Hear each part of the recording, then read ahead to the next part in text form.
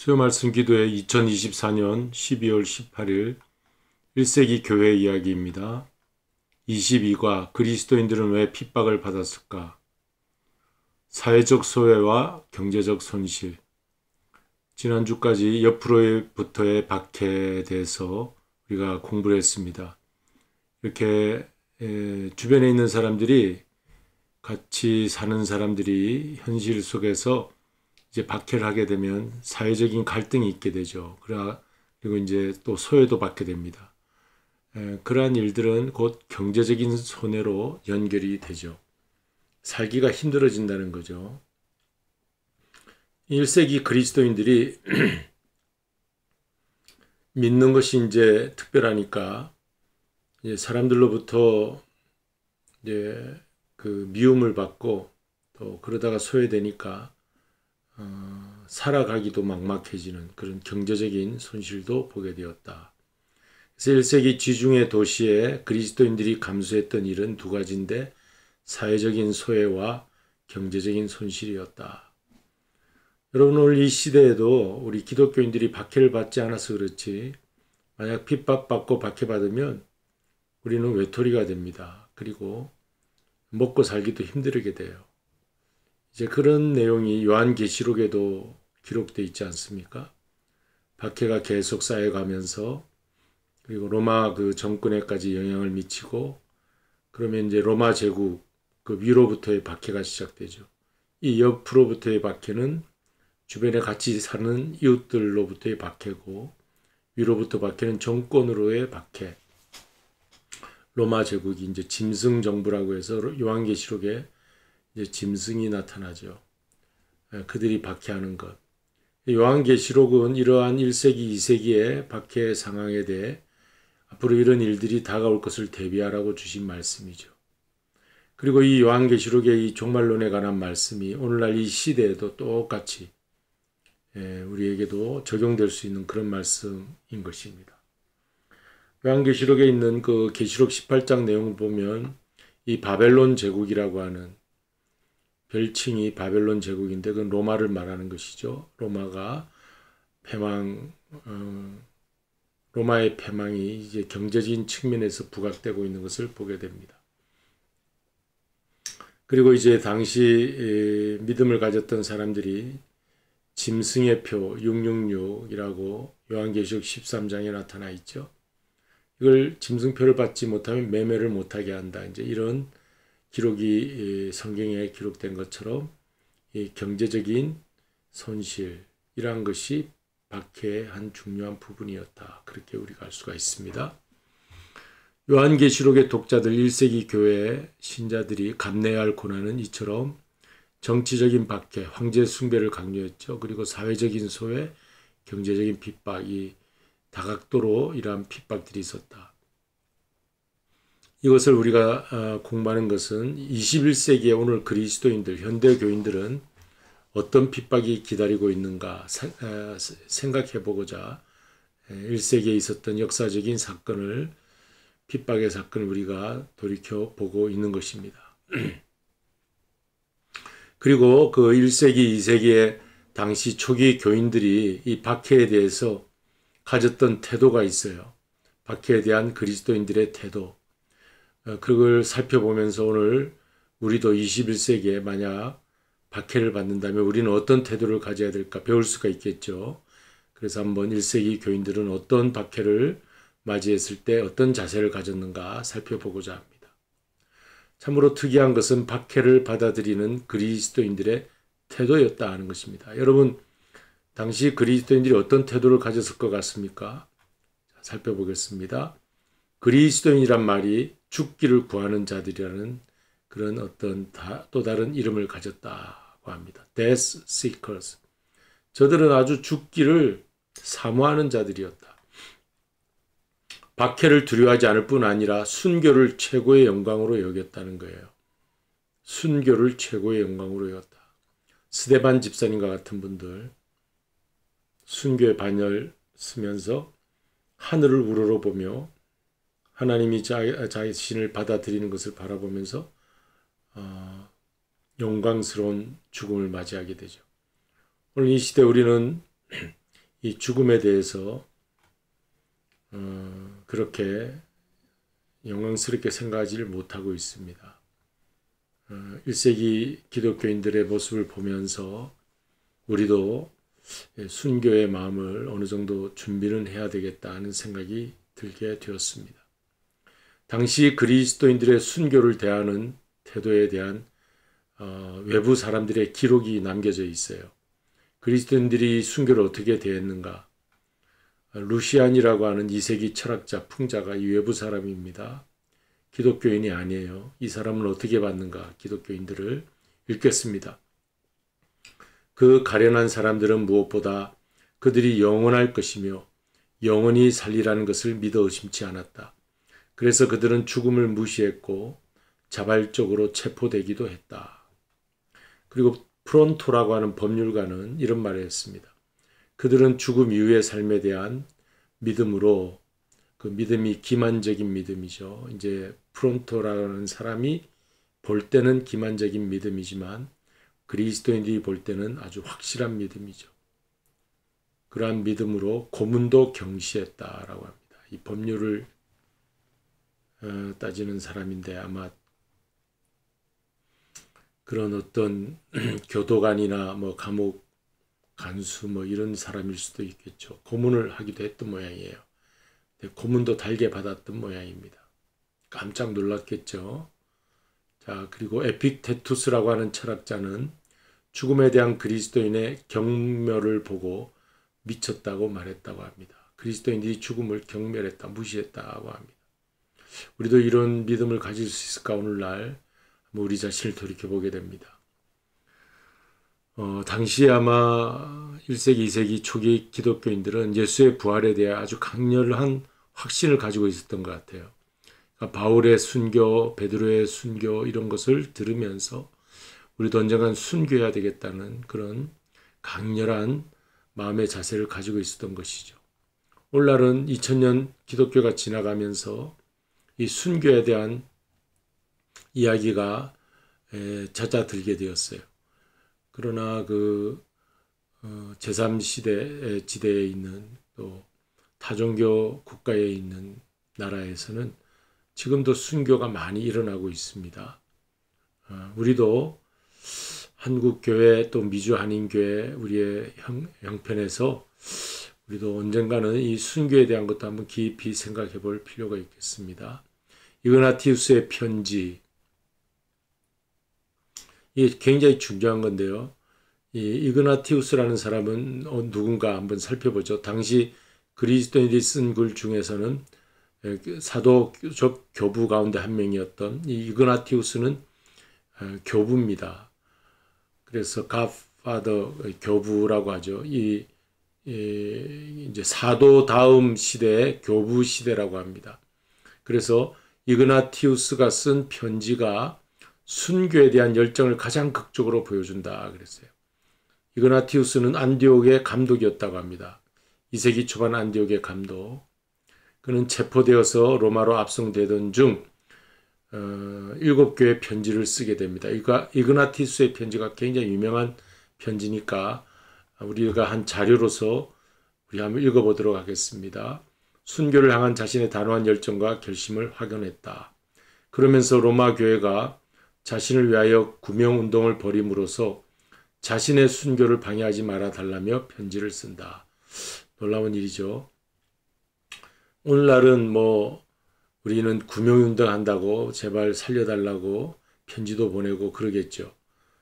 저쪽 터키나 이란 그러한 나라에 이제 선교사들이 파송되었는데 만약 체포되어 이제 죽음을 앞두고 있다. 그런다면 정부 차원에서 나서서 선교사 살려달라고 그럴 텐데 물론 그렇게 해야 되겠죠. 제가 그러지 말라는 건 아니라 근데 이 이그나티우스라는 분은 자기를 그렇게 하지 말아달라. 내 순교를 방해하지 말아달라.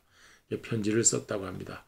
무슨 편지인지 길지만 우리 한번 읽겠습니다. 내용이 좋아서 그냥 다 적어봤어요. 제가. 이런 건 자료로 여러분들 그냥 유튜브 이러한 것으로 보면서 끝내지 마시고 이런 건 사진을 찍어 놓으시든지 해서 가끔 우리가 읽을 필요도 있겠어요. 한번 읽겠습니다. 여러분이 방해하지 않는다면 나는 하나님을 위해서 기꺼이 죽겠습니다. 그러므로 내게 불필요한 선의를 보이지 말기 바랍니다. 내가 야수의 밥이 되도록 내버려 두십시오. 야수들을 통해서 나는 하나님께 도달합니다. 나는 하나님의 밀이고 그리스도의 빵이 되기 위하여 야수들의 이빨에 걸릴 것입니다. 오히려 나의 무덤이 될 야수들을 격려하며 내 육체의 일부를 조금도 남기지 말게 하십시오. 만약 야수들이 나를 잡아먹으려고 하지 않는다면 나는 야수들을 자극하겠습니다. 이제 비로소 나는 제자가 되기 시작합니다. 그 어느 것도 나를 설득할 수 없습니다. 불과 십자가 수많은 야수들을 보내십시오. 뼈가 부러지고 팔다리가 끊어져도 온몸이 가루처럼 부서져도 악마의 모든 사악한 고문이 닥친다고 해도 좋습니다. 예수 그리스도 안에서 기쁨을 누리게만 해 주십시오. 나는 온 세상을 지배하는 것보다는 그리스도를 위해서 차라리 죽겠습니다. 내가 순수한 빛 속으로 들어가도록 내버려 두십시오. 이그나티우스가 로마 교인들에게 보내는 편지였다고 하는 것입니다. 자, 이처럼 그리스도를 향한 초기 교회의 견고한 충성은 외부인에게 완고하고 강팍한 고집으로 여겨지기까지 했을 것입니다. 이런 태도가 제국의 질서에 도전하는 것으로 보여졌을지 모르는 것이죠. 죽음도 불사하면서 제국의 국가 종교 황제를 숭배해라 혹은 이방 신상을 참배하라는 이 국가 종교를 거부하는 태도가 점점 위로부터의 박해를 증가시키게 되었습니다. 이런 상황을 신약의 문서들, 묵시록, 요한계시록이죠.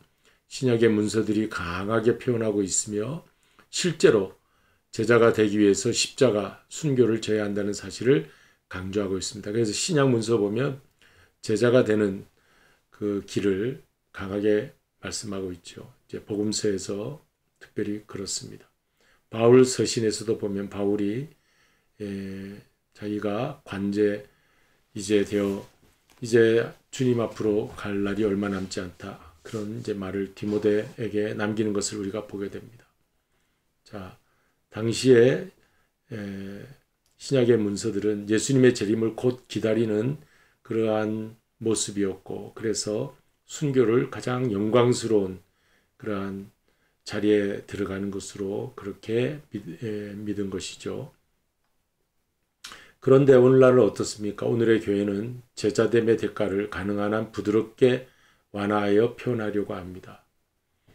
이제 아까 이그나티우스 편지도 봤지만 그는 내가 이제야 비로소 제자가 된다 그런 말을 했잖아요. 예수님의 제자는 나를 따르거든 자기를 부인하고 자기 십자가를 지라 그랬어요. 십자가라는 것은 험악한 것입니다.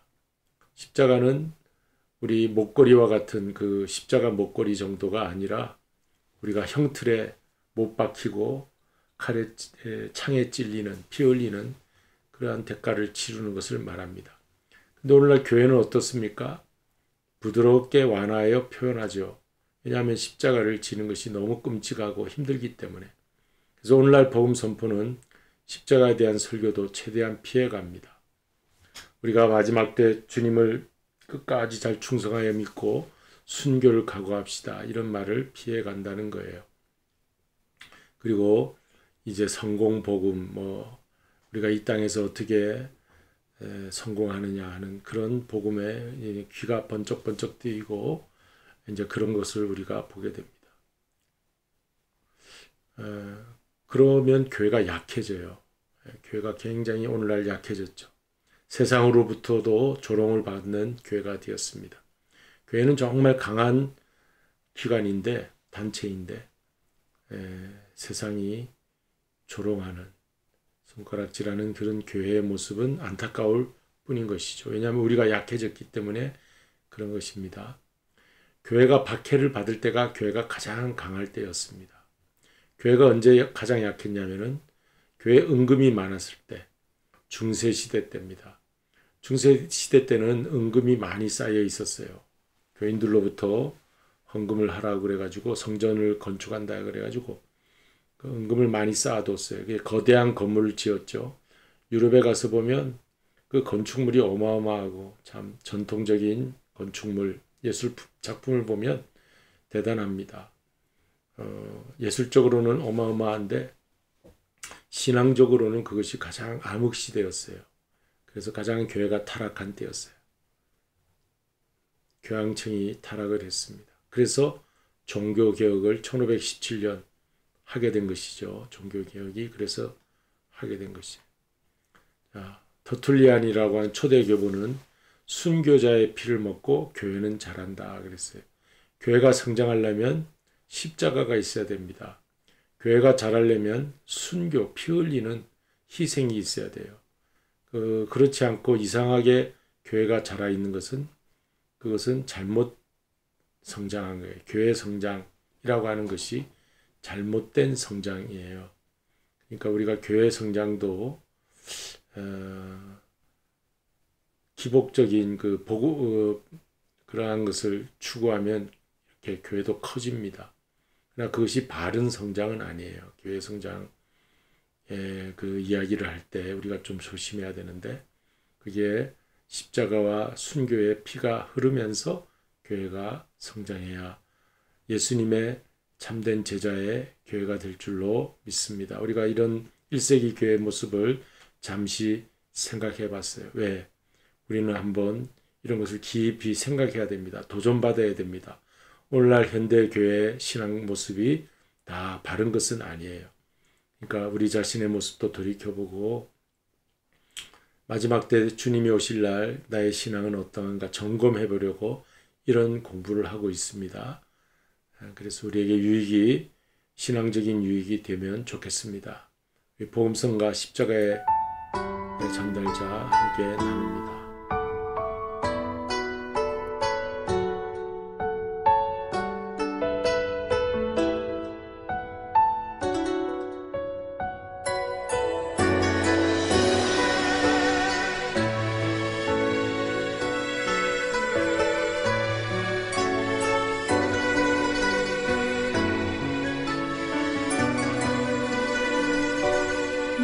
지극히 작은 자 죄인 중에 괴수 무익한 나 부르셔서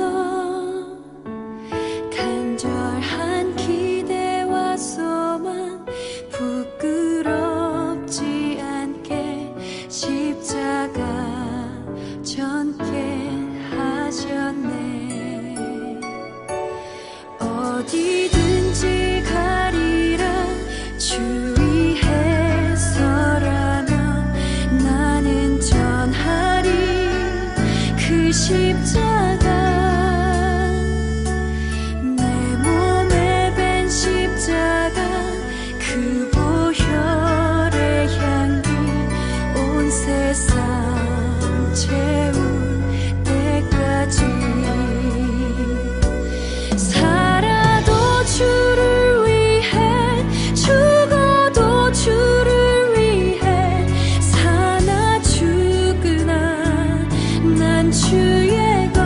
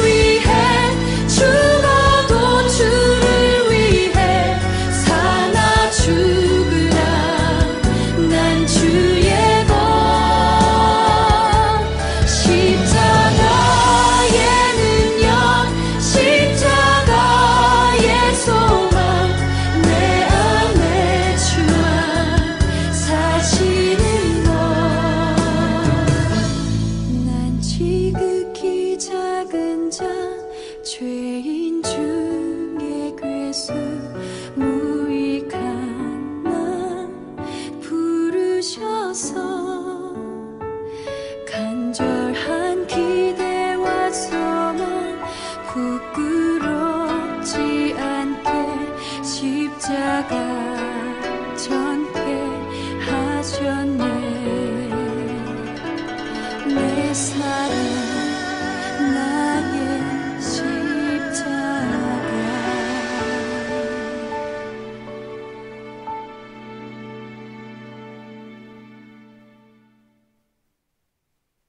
네, 우리 주님 가르친 기도로 마치겠습니다.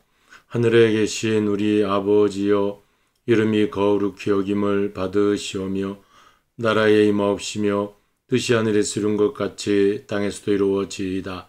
오늘날 우리에게 일용할 양식을 주옵시고 우리가 우리에게 죄 지은 자를 사하여 준 것 같이 우리의 죄를 사하여 주옵시고 우리를 시험에 들게 하지 마옵시며 다만 악에서 구하옵소서. 의 나라와 권세와 영광이 아버지께 영원히 싸움나이다. 아멘.